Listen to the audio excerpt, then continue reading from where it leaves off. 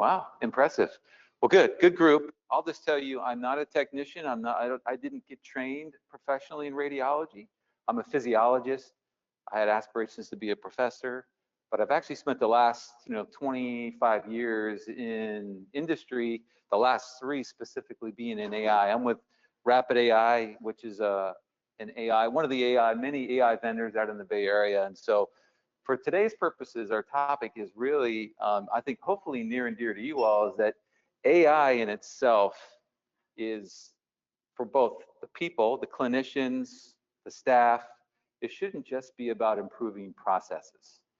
As I was flying over here out of California, heading over here, I was thinking about what would be a good statistic, and I was going through a lot of my research. And here's an interesting statistic for you all to sort of think about. That there was a recent publication about 1.5 years ago that stated about 100 AI algorithms that are approved specifically for imaging and radiology. Less than 10% actually have published peer-reviewed papers demonstrating clinical impact. So what does that mean? We have a lot of AI algorithms that are out there in the universe that are cleared that may or may not have proven themselves to be clinically or operationally effective. And so keep that in mind as we sort of move through the presentation. This slide here is probably going to touch on some areas that maybe hit home for many of you. These are the reality of imaging today. We know that the imaging volumes continue to rise. In fact, over the last 5 years, the imaging volumes have increased 30%. We're looking at a 5 to 6% increase per year. That's projected to continue for the next decade. So as we have incremental increase in volumes, next comes, we also have an increase in the complexity of the imaging. And with complexity comes more time spent, more cognitive burden, the ability or the expertise needed to interpret these findings, things of that nature. So when we kind of start to see the combination of more volume and more complexity of volume, we're going to need to do something, because the next challenge on my slide here, which you guys are probably near and dear to, is staffing shortages. In fact, staffing shortages continue to be a rise not only for technicians, but also radiologists. The growth in radiology imaging, as I mentioned, is growing at 6% a year, whereas radiologists entering the field are entering at about 3%. So there's this dichotomy, if you will, of demand versus the ability to even interpret and read these images, let alone the shortage in CT technicians. The latest statistics say that 1 in 5 CT positions in the United States is vacant. We have a 20% vacancy rate of CT technicians, and about 1 in every 7 or 8 MRI roles, there's vacancy. So we have vacancies across both CT and MR, which is where the greatest growth, the case complexity, it's growing because of the advanced imaging that's growing exponentially, specifically in MRI and CT. So we have this sort of collision course, if you will, of these challenges, but now you add one more layer of complexity to this. Welcome for those coming in. And that next complexity level is the experience level. 40% of today's CT technicians are over the age of 65. I'll repeat that. 40% of CT technicians today are over the age of 65 on average. So we're going to have this huge exodus of retirees, and the new group that's coming in may not be coming in fast enough, and let alone are we losing some of the expertise and subspecialties of these technicians. So these 4 areas are what are causing a lot of interest of AI companies to come in and say, can we solve all of these without creating more problems and more difficulties?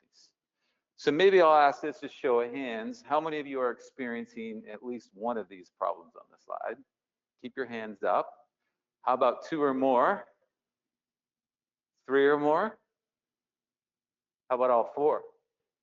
All right, so not surprising, this is a problem that you guys are all very familiar with. We probably don't need to belabor the point, but what I want to do now is transition into the risk of AI coming in and trying to fix each and every one of these. Are we going to potentially create more problems? And so this efficiency challenge, this problem of AI is actually speeding up the efficiency of radiology and imaging. It brings me back to we start thinking about the 19th century, the steam engine, there's a paradox that talks about steam engines became more efficient fuel at utilizing fuel. So one would expect that coal utilization would go down. In fact, what happened was coal utilization went up.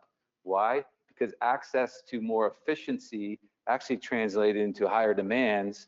And that's exactly what we run the risk with AI, is if we speed up the imaging, we already have a volume mismatch with readers and technicians. Are we compounding the problem? Because faster work, if AI is only speeding up your workflow, is it adding more stress? Is it creating more friction in the workflow, which is leading to some of the issues with burden, cognitive burden, burnout, which we also know will lead to, reliability issues? Is the AI accurate, or do we have to double check it, triple check it? Because if it's causing inaccuracies or unreliable results, it's pushing the problem just further downstream to the clinical end users or to yourselves.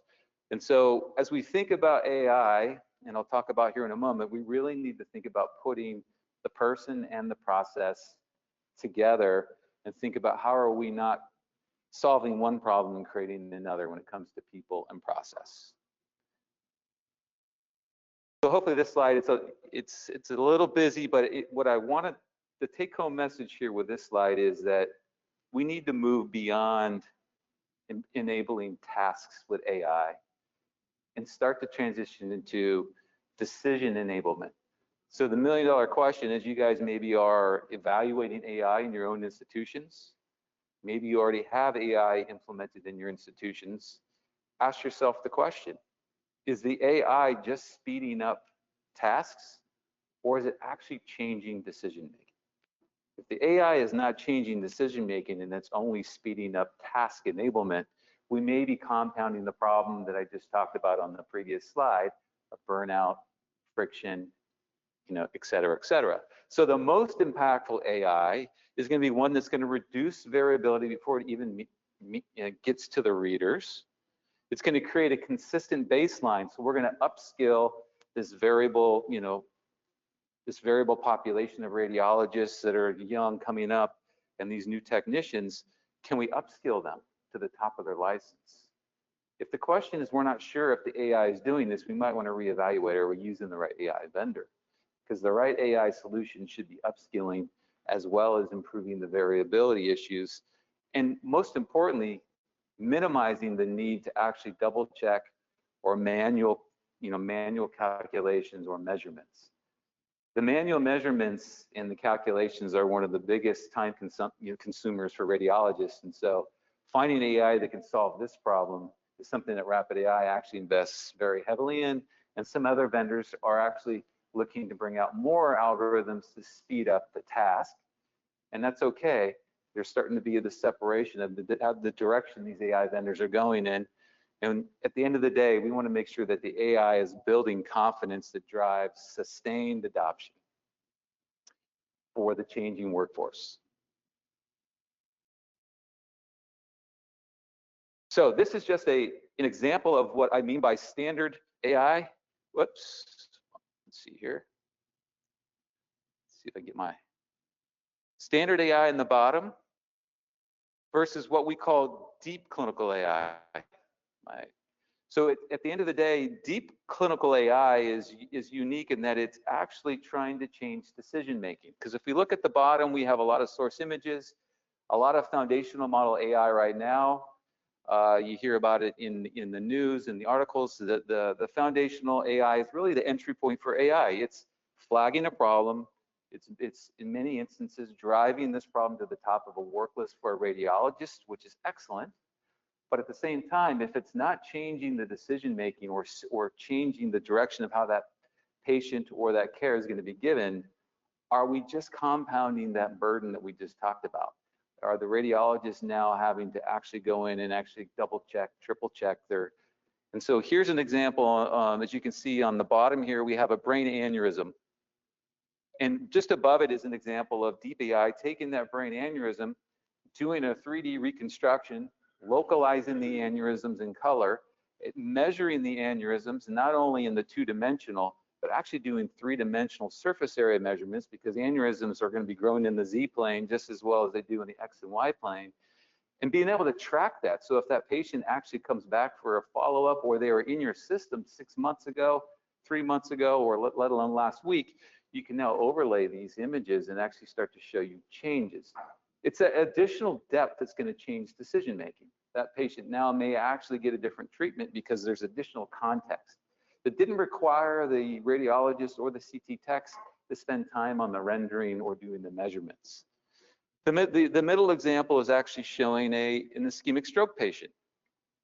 There's many algorithms out there that actually will flag a suspected LVO stroke, push it to the top of the work list. The radiologist then has to go in and look. In some cases, they'll localize it, maybe even put a fancy little AI, signal on there to show you where it's at, and that's great. That's the starting point. To get to the finish line, we need to actually provide additional context. So having things like an automatic aspect score, which is going to start to show you perfusion regional differences. More importantly, when we look at the adding perfusion to this, we can start to look at mismatch maps, which quite frankly will tell you whether or not this patient's salvageable tissue is actually, spreading too fast for you to maybe even abort the transfer. So it's about helping to make better treatment, transfer, and triage decisions. And then lastly here, I want to show you, this is one of the latest solutions that Rapid has brought out, which I'm hoping, other vendors will do the same, is now taking images and overlaying them from their priors and actually looking at changes. What's in blue is changes in hypodensity, and what would be in red would be changes in hyperdensity or blood. And you can start to see subtle changes that may not necessarily be easily picked up on the naked eye on ventricle size, ventricle changes, as well as bleeds. And so this product here is going to help our neurocritical care physicians that are in the busy neuro ICU, trauma surgeons, really start to make decisions on whether or not the patient's image is actually changing, because it's really hard, especially if you have images that aren't oriented properly. So our software will properly orient these images, allow them to overlay, and actually give you some qualitative and quantitative measurements. Now, speaking with a gentleman in the back a few minutes ago, CMS has recognized that when you actually deploy deep clinical AI that actually changes decision-making, they are starting to reimburse for it.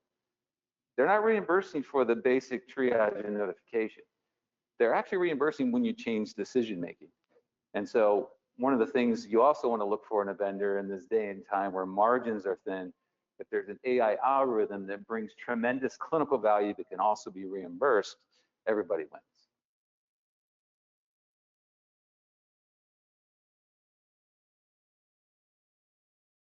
So one more kind of tap of the button, if you will, for how depth changes workforce. It's one thing to change clinical decision making, but how are we impacting the workforce? How are we impacting the imaging service line? And so here you can see that as long as the software and the AI can actually remove things like manual constructions, there's now software that can automatically no-click reconstruct head and neck aortics in a matter of 3, 5, 7 minutes, without the need of a CT tech or the need to actually wait for these turnaround times. Because, and at the end, you also want high levels of accuracy and consistency. Because the last thing you want to do is have to do corrections, which are going to impact downstream. And more importantly, reducing the variability across shifts. So as you think about your shifts, your weekends, your evenings, the quality of the CT techs that are doing these renderings may vary considerably. So we can actually start to create a level of consistency across your entire workforce with a solution like I'm showing here on the screen, ultimately with the goal of improving cognitive capacity for your short staff and allowing interpretation to be done without being burdened by a lot of manual calculations and figures. So what you can see here, this is one of our recent algorithms that automatically calculates the landmark measurements of an aorta. It does it in a matter of 5 minutes, and we'll calculate all of these and allow you to actually, take off work of the plate of both the surgeon as well as the radiologists and the technicians alike. And as I already showed you once before, this is the aneurysm showing that there's measurements that actually are very reliable and allows you to actually track changes over time. And then this one here on the far side of the slide is just an example of a full rendering of head and neck, something that you would maybe expect from your CT techs or potentially an outsourced organization. And we're not here to say that, you know, those organizations or, you know, your technicians aren't doing a fine job, but if you can relieve them and actually augment the ability to turn quality images around in a matter of minutes and redirect your staff maybe to doing some other things like treating more patients, could that be of more value?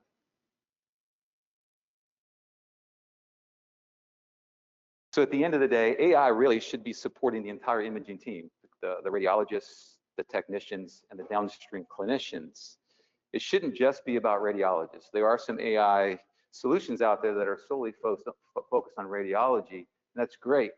But in order for us to actually not offset the issues that I talked about in the first slide, we need to actually look above and beyond, as I mentioned before.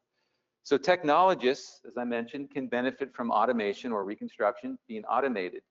We can maybe redirect their time to maybe more complicated tasks, or more importantly, imagine scanning another patient on the scanner that may be backlogged or waiting for imaging. Radiologists can benefit from these standardized outputs. You know, the average time that it takes a radiologist to measure a hyperdense volume on a head scan can be anywhere between 5 and 10 minutes. Oftentimes, if you ask them, they say eyeball it, because they just don't have the time to get out the ruler and do the ABC/2 method across multiple slices, which would be the best. We can actually give that time back to the radiologists and to the technicians alike. And then when we think about the administration, I don't know if there's any administrators in the room, but when we start thinking about the downstream impact, when you have a consistent AI output that actually starts to automate very manual tasks that take time, we start to see things like throughput, reductions in length of stay, reductions in neuro ICU or critical care unit time. Patients, you know, as we know in the brain, which is where we have a lot of algorithms for, time is brain. In fact, a statistic that's something we talk to a lot of our clients about is every 15-minute delay in the interpretation of a stroke patient is a 2% incremental increase in mortality. And so that's where our company started, but there's other disease states where time is of the essence as well. But it's only so good as the seamless integration with IT. So as you're thinking about AI, it's got to, you know, support the clinician by having reliable, consistent accuracy. It needs to be able to unlock some of the friction in the workflow. But if it's not seamlessly integrated with PACS or with the EHR vendors, you know, it's still going to have friction. And so at the end of the day, we also need to consider the IT infrastructure and the capabilities for seamless integration. This here is a case study. I just wanted to show you a case study example of a health system in Nebraska that was struggling with CT tech burden. This is a 700-bed hospital. They evaluate over 3,800 head and necks a year. They were having issues with being able to, you know, have their techs. They had a lot of travelers, and they had a shortage of staff. And so they brought in this Lumina 3D product with the evaluation question of, can we actually improve the turnaround times? The turnaround times to do 3D reconstruction across the board was 31 minutes before Lumina.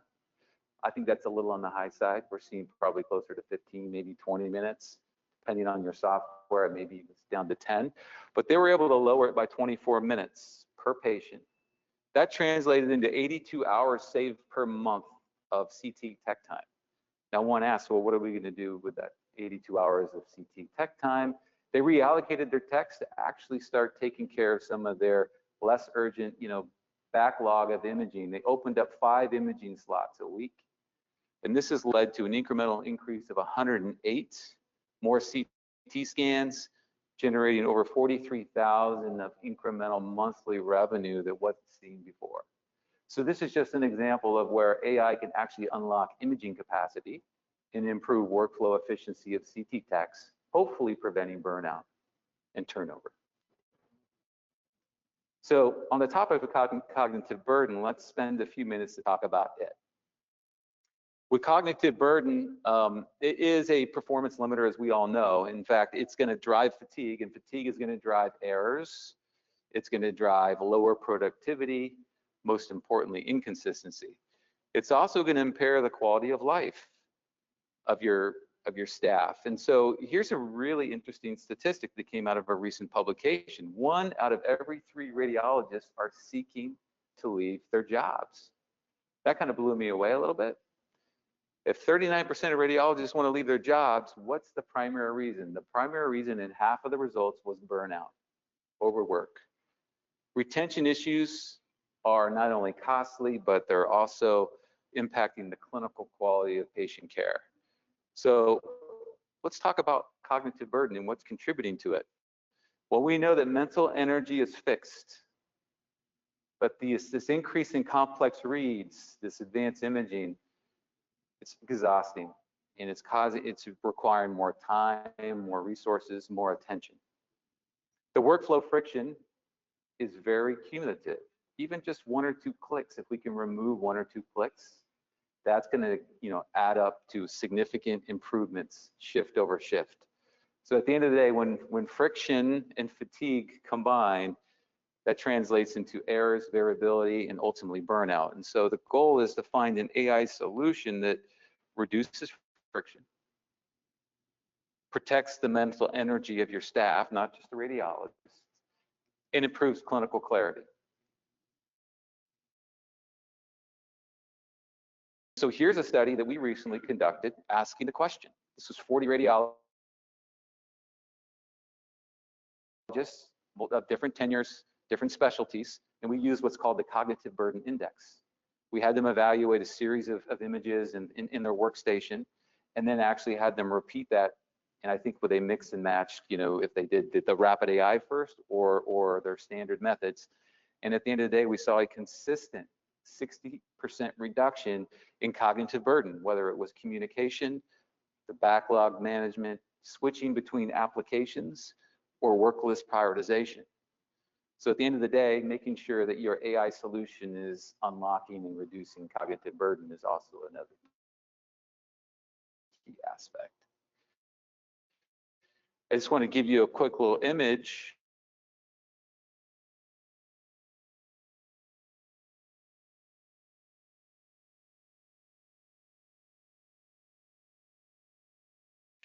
This is what we call our work list, our Navigator Pro, which is really left. We have a rat assist, which is like a widget that enables you to go in and out of the AI as they need to, not have it overtake their workspace. Allow them to maybe move that widget to another area on the screen so it doesn't get in the way. Allowing them to really look at the AI outcomes and not have it disrupt their workflow. And then at the end of the day, pushing all of these results and merging them with auto reporting. So our software now is not just an AI algorithm that's detecting and diagnose or helping you diagnose, it's also helping you do the work. And this here is an example of where AI companies are moving. They're not just an AI algorithm, they're actually now, what I would say is a workspace that's trying to connect the dots of all of the challenges that our folks meet. So as we think about process and performance, we really need to think about 3 things. And it's about the workflow fit. Is it a seamless fit? Does it seamlessly integrate with existing processes? That could be people processes, that could be operational technology processes. Does it integrate with the EHR? Is it agnostic to the PACS? Can it integrate and orchestrate with other AI algorithms? There's over 1,300 AI algorithms now. And if you have, let's just say you have 50 of them that are all operating to multiple stakeholders. So it's the nurse navigator and the interventionalist and the surgeon that have these outputs, as it is for the radiologists as well as the technicians. So now I just want to spend the last few minutes on return on investment, because AI is becoming so prevalent that your budgets and reviews and AI committees are being stood up in every institution. And the question now begs, how much do we want to pay for artificial intelligence in this field? And I can tell you,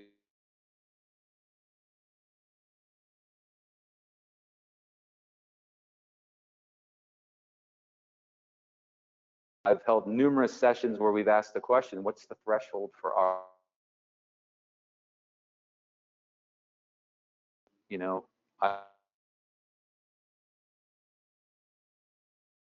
ROI. And most administrators say that we want to at least break even at the end of the first year.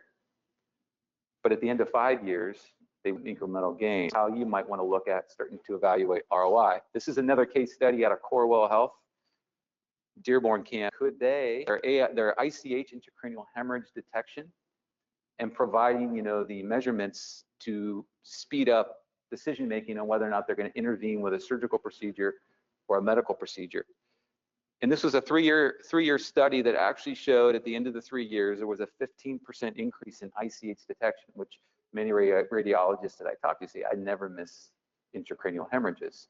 But what I can tell you is, you know, there are instances where there may be subtle bleeds that are missed. And here's the interesting thing from an administrative standpoint: if you can pick up a subtle ICH on a patient who came in with signs and symptoms of dizziness or headache, you can actually discharge them with an ICH diagnosis. That's $8,000 more to the hospital, the differential diagnosis alone. But look at the throughput here. We showed it almost a 1.3-day reduction in length of stay. And so one's going to say, how is an ICH detection on AI going to improve throughput? It's speeding up decision making. It's changing decision making. And if patients are actually no longer laying in a bed being medically managed for ICH and they're receiving a life-saving interventional procedure, the data is very supportive that you're going to shorten their length of stay and improve throughput. The other thing is the reimbursement to this module, which I mentioned earlier. The reimbursement to this module is paying over $500 for every documented medically necessary case.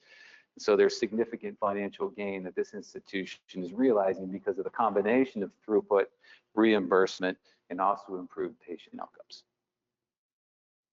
Here's another example out of Stony Brook in New York, taking a look at aneurysm. So aneurysms are a big deal. So this was a retrospective analysis, the largest of its kind, 4-year retrospective. They went back and went through the charts, and they found that they missed at Stony Brook 23% of the aneurysms by the RapidAI aneurysm module. And one may think, wow, that's pretty significant. Now, aneurysms come in all shapes and sizes, so it's really important that the small aneurysms are not life-threatening per se. It's usually when they get up to a certain threshold of size, 4 millimeters, where you may want to actually start to do things different. You know what the average size of these? The average size of these aneurysms were 3.9 millimeters. So these weren't teeny, tiny aneurysms that were missed. These were actually fairly decent-sized aneurysms. But what's really interesting is what the study also shows is that 55% fewer patients were lost to follow-up after the deployment of RapidAI. So not only were they detecting more, they were able to retain these patients in their network and follow up through a surveillance program, which ultimately led to less patients leaving for another opinion to an outside and competing entity. And ultimately, that translates to lost revenue, imaging revenue, and potential surgical intervention revenue. And the increased financial gain of these increased detections led to about $1.7 million in incremental revenue over the 4-year period.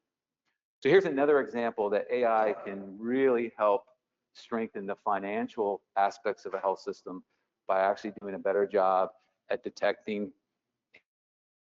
and communicating these findings to an entire care team. So as we are starting to kind of turn the corner on this conversation, consistency in a variable world, we need to create friction. Staffing shortages are real. As I mentioned before, there's consistency that doesn't pour. One in every 5 CT positions that are tomorrow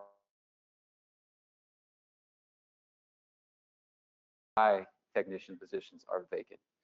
We actually have, you know, a growth rate of imaging that is outpacing radiologists, and we have this retirement phase of, you know, 40% of radiologists, or excuse me, of CT technicians being over the age of 65. We are going to have, you know, to really upskill our junior technicians. And one evening, but I'm here to answer any questions you guys may have. Yeah. Thank you.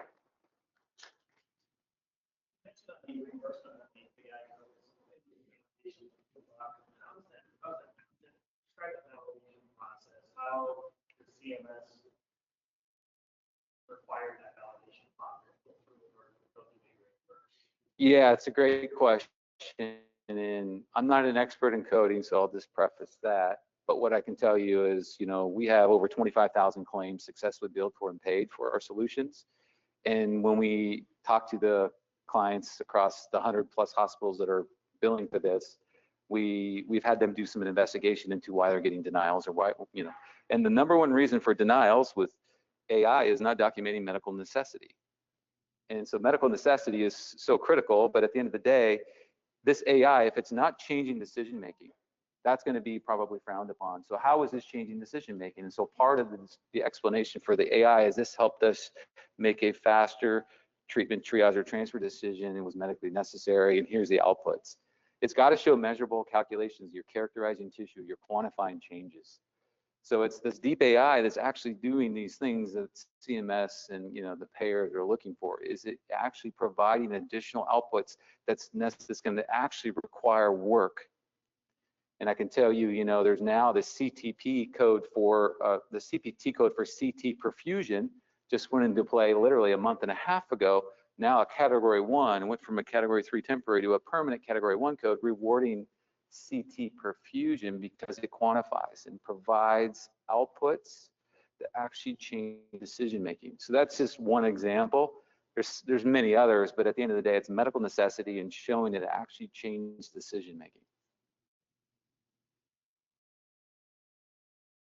Question, thank you. Any other questions? Yes.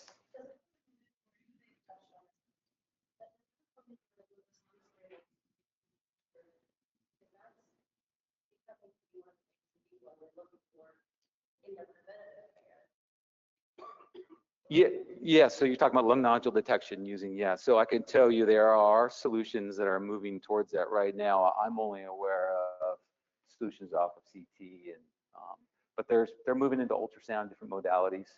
I think at the end of the day, whoever can race to the lowest common denominator of the modality and still pull out the richness and the quality of data is going to actually take the prize. One of the things I can tell you, we've been working heavily on is trying to move into the non-contrast space because there's a lot of small rural hospitals that may not necessarily have advanced imaging capabilities. And so we have 5 algorithms that actually can interpret off of a non-contrast CT.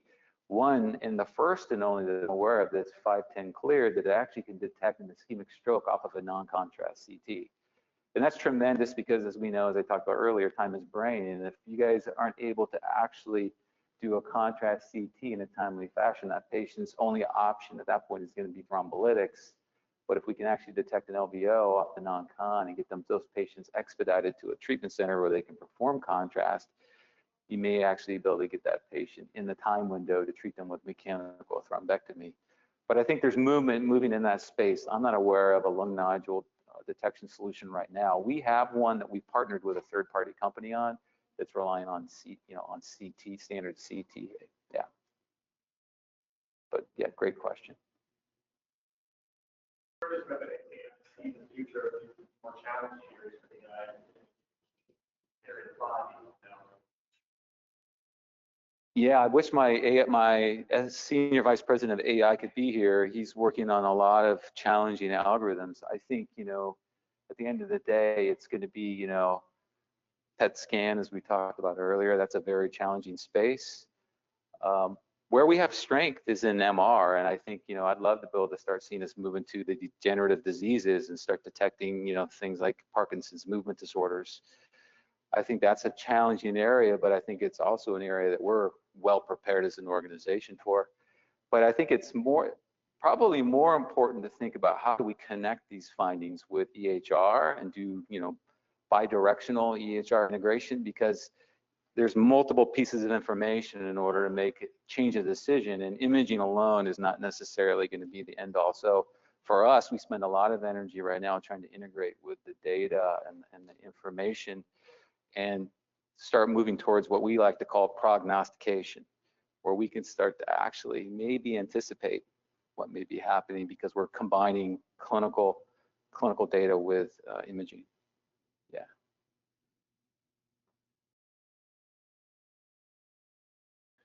So I don't know if it's late on a Sunday night, but I'm here to answer any additional questions. I'll stay here for a few more minutes if you guys want to come up and ask one-on-one. But if there's not any other questions, really appreciate your guys' time. It was nice to informally meet most of you, and wish you the great rest of the conference. Thank you for your time.